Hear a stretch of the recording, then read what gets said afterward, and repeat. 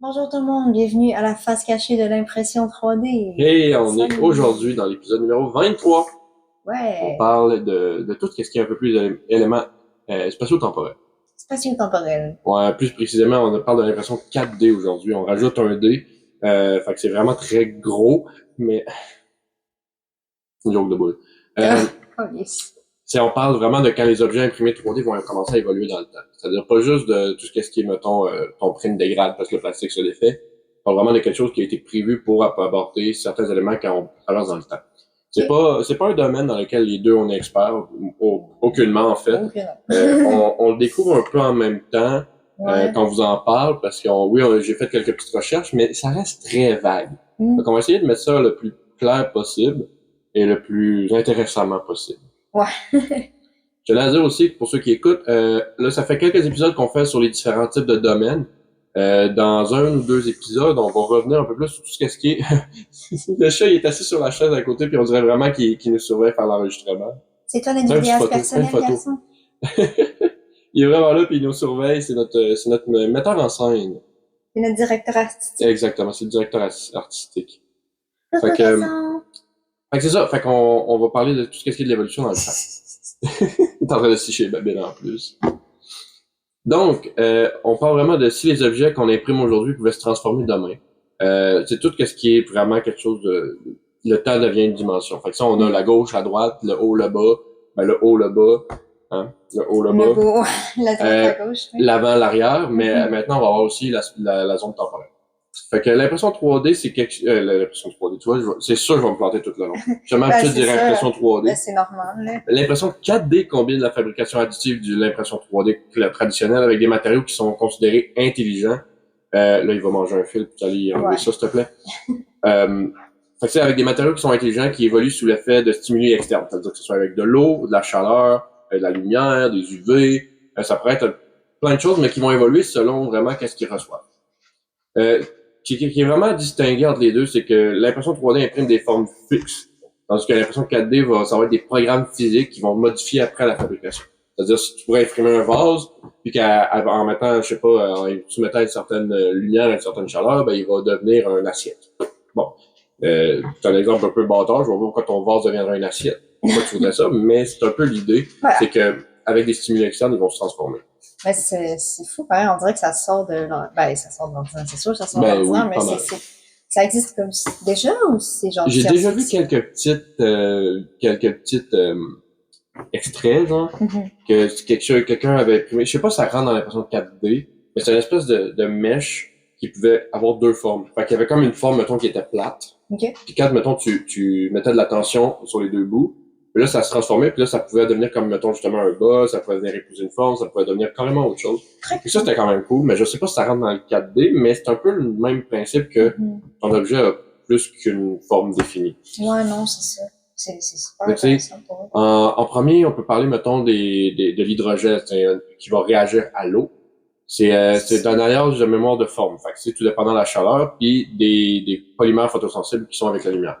Fait que c'est celui que tu y mets quand tu y mets de l'eau, qu'elle soit chaude ou tout dépendant de la lumière, il va changer puis il va réagir. OK. Fait que ça va changer de forme selon la température. Ben, l'hydrogène, il va réagir à l'eau. Ah, OK, OK. Puis, t'as des alliages qui ont certaines mémoires de forme, que ça veut dire que ça va être la chaleur. Puis après ça, ben, t'as des polymères qui vont être des photosensibles, donc à la lumière. C'était 3 points. Je les ai lus comme si c'était un, mais je me suis mélangé dans mes notes, mais c'est 3 points différents. C'est ça pour toi, pour ma connaissance personnelle, c'est quoi les polymères? Polymère, je pense que c'est un mix de plastique. Ah, C'est comme oui, je pense ok, que oui. ABS c'est un Ouais. polymère, des trucs comme ça, Ah, PLA c'est un ok. polymère. Poly, ouais, C'est plusieurs ouais, affaires c'est ça. ensemble. Là. Ok, c'est bon. On pourrait faire une recherche plus exacte sur le terme, mais basically, je pense, moi de ce que j'en comprends, c'est ça. Là. D'accord. Pour donner un exemple, ils ont fait une impression 4D au MIT en 2018 avec de l'hydrogène. Ah, en 2018? Fait que des structures médicales autodéployables. Ça veut dire, tu aurais une structure, tu pourrais le mettre à quelque part, puis avec de l'eau, ben il va se transformer. Fait que c'est probablement que le but, c'est de dire, j'ai une forme que je suis capable de mettre dans un plus petit, puis qu'une fois, mettons, soumis à de l'eau, ben là, il va se déployer, puis il va devenir grand. Un peu comme, c'est un peu...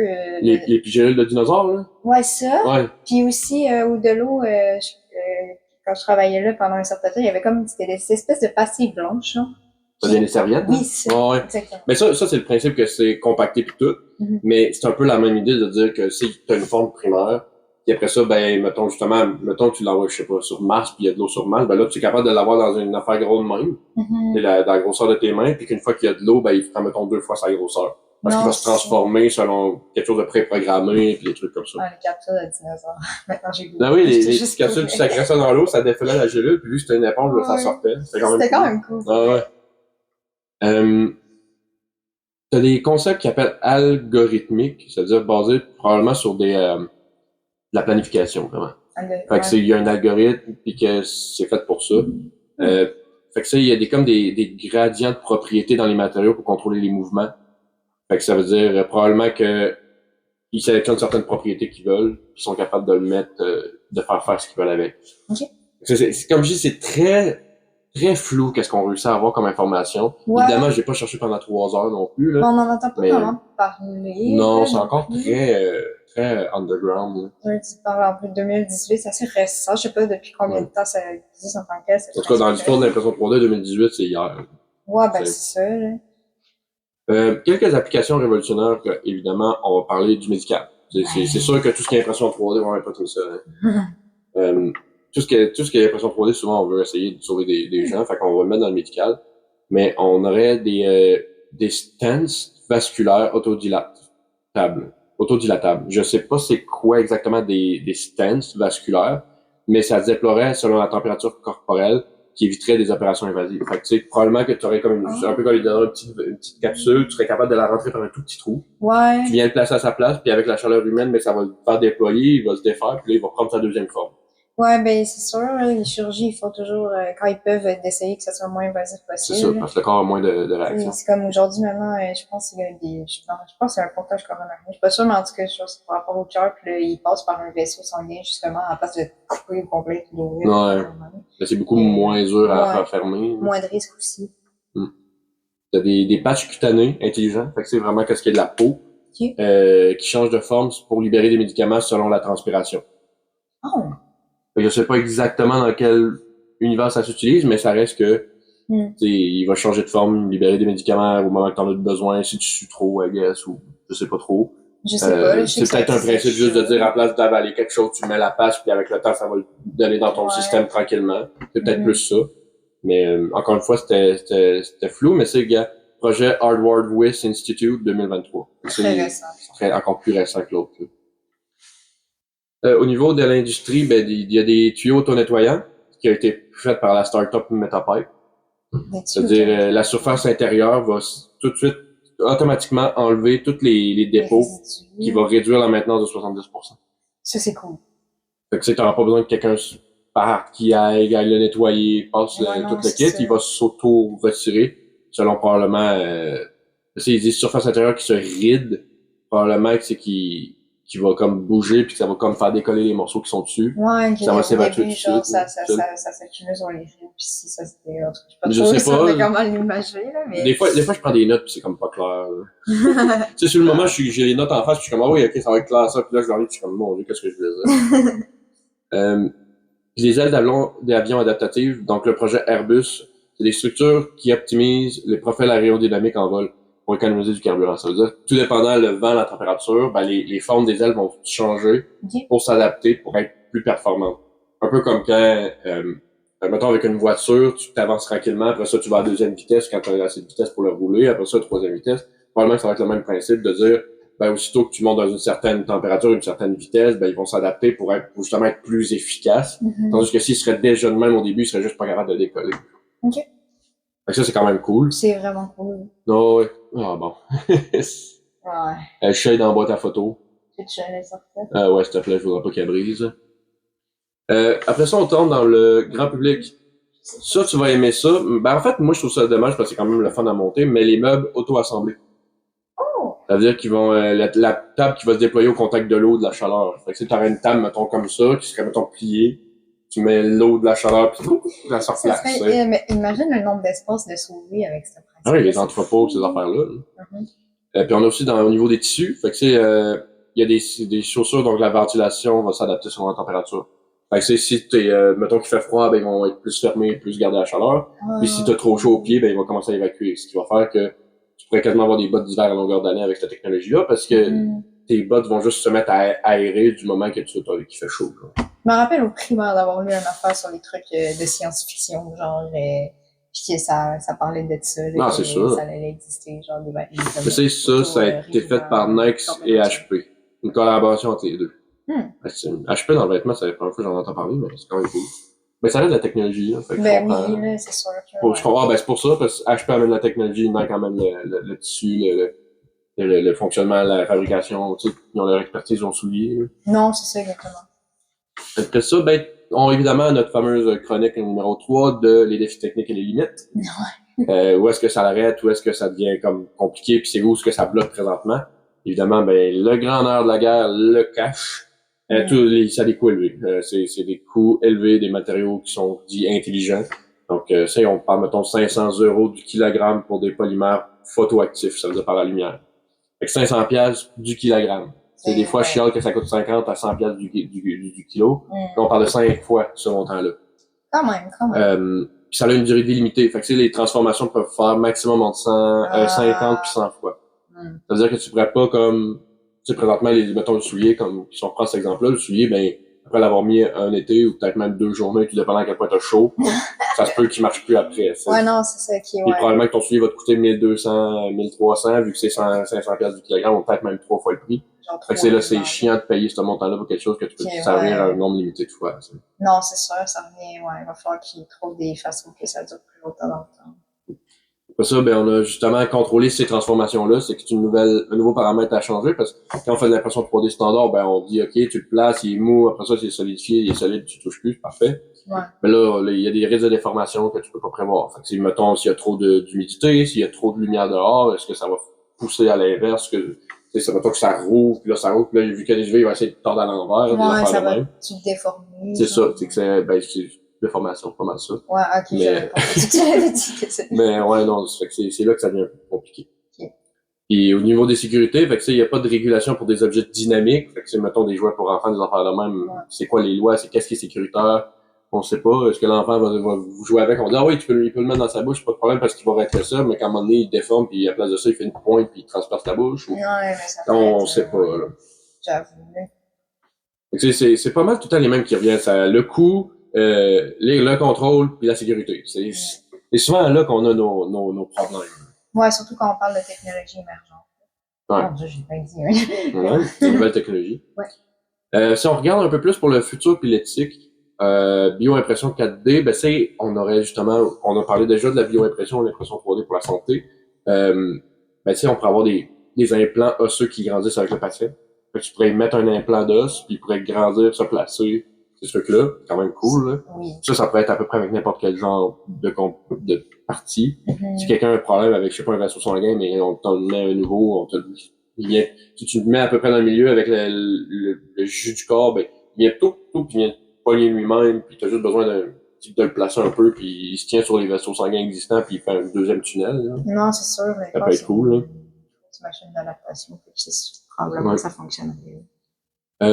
Si on parle souvent d'environnement, puis là, le point environnemental est là, c'est le risque de polluer avec des matériaux actifs qui sont très, très, très pas dégradables, donc non biodégradables.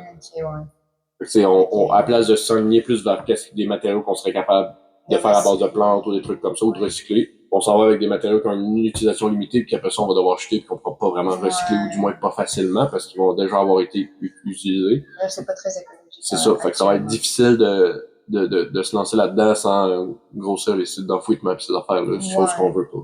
Non, effectivement. Puis après ça, ben, on parle de choses qui changent, donc tout ce qui est la traçabilité des objets évolutifs. C'est-à-dire, normalement, t'as un numéro de série, t'as des trackings, je veux dire, sur n'importe quoi que t'achètes, normalement, t'as une façon de savoir ça vient d'où, en tout cas, au moins, minimum, si tu parles d'une machine. Fait que là, on pourrait avoir des étiquettes intelligentes qui seraient facilement falsifiables. Donc, les changer, ces affaires-là. Comment tu l'identifies? Est-ce que tu l'identifies dans position 1, dans position 2? C'est là que ça devient difficile, c'est de dire vraiment, est-ce qu'on est capable de garder un suivi là-dessus, de dire, OK, ben, c'est vraiment cet item-là qui a été fautif dans ce batch-là. ça va venir dur à savoir parce que ils vont changer puis ils vont être falsifiables facilement parce que je sais pas pourquoi, mais ça va être ça. Ouais, imagine justement, il y a une compagnie qui fait quoi, mais là, finalement, c'est comme, je sais pas, il y a un problème, puis là, il y a un autre, Tu peux pas les recaler parce que tu sais non, pas c'est c'est qui les a, qu'est-ce qu'ils ont ou il y a fait. Ou... quelqu'un qui falsifie l'étiquette pour que ça tombe sur le dos d'une autre entreprise, genre, Là, c'est, ouais. c'est un peu, là, mais... Non, ben, non, pas tant que ça. Il y a beaucoup de monde qui font de la merde. Ouais. C'est ça, l'impression 4D, c'est quand même très intéressant de dire que tu imprimes de quoi puis qu'il y a comme deux positions, ou même plus, et qui va changer selon l'environnement qu'on lui donne. Ça reste encore à beaucoup travailler parce que déjà en partant l'impression 3D tout court est déjà comme beaucoup en développement encore, donc Oui, ça, l'impression 4D va être une autre étape de plus. Ça prend vraiment du contrôle pour réussir à printer quoi avec ces composantes-là puis ces éléments-là pour qu'ils puissent se modifier dans le temps avec des autres composantes. effectivement.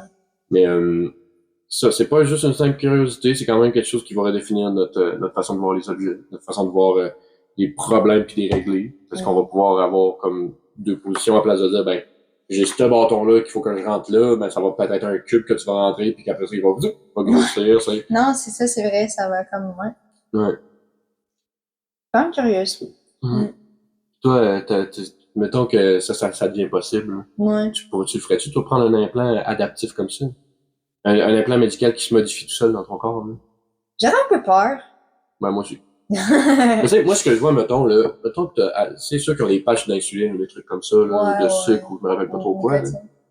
Non, pas de nicotine, c'est vraiment tu sais, que ça pour médical qui mettent des médicaments puis ça l'aide à doser. Ouais, ben ça, c'est, moi, ils calculent, Ah, ça, c'est pas calculé, c'est vrai. Ils calculent ton taux de sucre. Ben, mettons tout ça, à place de dire, ah ben là, faut que je mange plus, ou mettons, là, faut que je fasse ci, tu pourrais avoir une page que tu mettes qui soit, mettons, bon pendant une semaine, puis qu'elle va automatiquement déceler, selon le niveau, mettons, de sucre, ben, il va libérer le taux, il va vaser ton taux d'insuline pour être capable de le faire automatiquement selon, justement, comme on disait, ça peut être la lumière, l'eau, ces affaires-là, mais ça pourrait être l'insuline, le sucre, peu importe. Ça serait cool. Fait que, tu sais, ça pourrait être des affaires comme ça.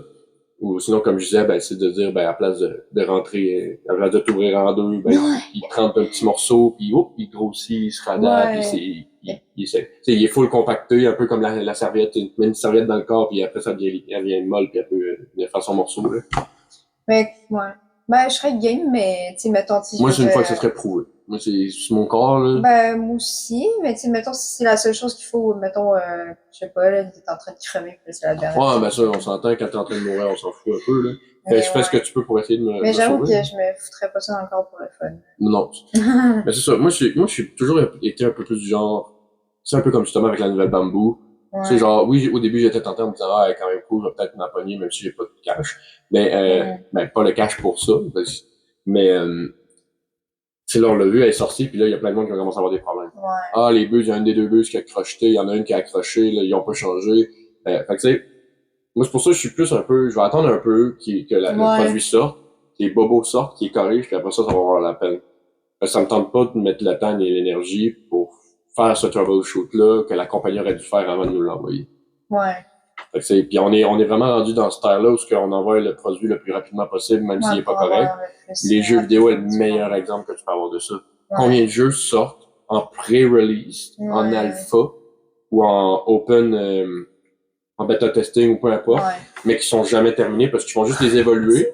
Le monde l'achète, il l'essaye, il donne leur avis, il évolue avec. Puis à un moment donné, bon, ben, on l'arrête. Ah, j'en ai joué beaucoup des jeux de même bêta testing. Ben, c'est ça, c'est comme Satisfactory, là. Moi, quand je l'ai pris, il était comme ça, puis il est encore comme ça. Non, mais c'est ça, on dirait que... Tu sais, il y a du monde qui aime ça parce que, OK, le jeu évolue, c'est nanana, mais moi, je suis comme, j'achète un jeu, peux-tu l'avoir fini? Tu sais, c'est comme si j'achèterais un tableau, mais qui aurait juste la moitié de fait. Puis là, j'accroche sur mon mur, puis une fois par semaine, ou une fois par mois, ou peut-être une fois par année, il y a quelqu'un qui va venir rajouter 2-3 lignes, que je le veuille ou pas, ou que je sois d'accord avec comment que le dessin s'en va ou pas. Puis là, ben, je suis obligé de vivre avec ça dans mon salon après. Puis là, il va revenir, il va remodifier les affaires, puis là, il va repartir, puis là, je suis comme, OK, mais ça ressemble plus à ce que ça ressemblait. Ah, il va peut-être modifier la première partie que j'ai achetée. Ouais, c'est ça. C'est ça que j'aime. Moi, j'aimais beaucoup l'époque, mettons, de la GameCube. T'achetais le jeu, là. Ouais. Bug, pas bug, tu vivais avec. Ouais, parce qu'il faisait beaucoup de vérifications. Il vérifiait, il faisait des tests, il faisait tester du monde. Tu sais, il payait du monde pour les tester, puis là, aujourd'hui, c'est rendu que c'est nous les testeurs qui on paye pour y jouer. Et moi, genre. Mais moi, c'est ça, t'achetais le jeu, tu le mettais dans ta console, il jouait. Aujourd'hui, tu prends le jeu, tu le mets dans ta console, il l'update.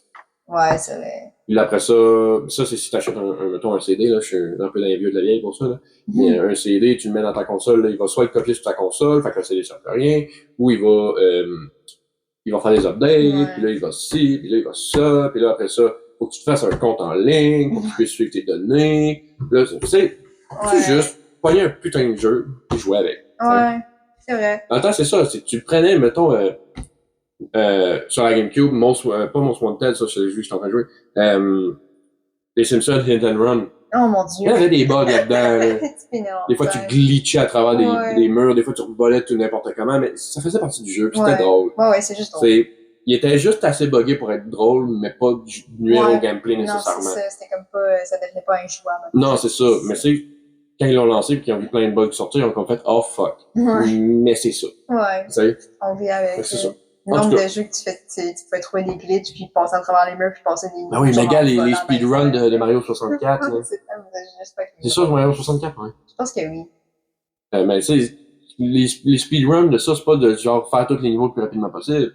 C'est glitcher par-ci, jumper par-là, faire une manœuvre full précise là sur le point de ce mur-là pour passer à travers, jumper dans l'autre section, puis comme toutes des rassemblés de glitches que le monde a trouvé overtime, que le monde exploite.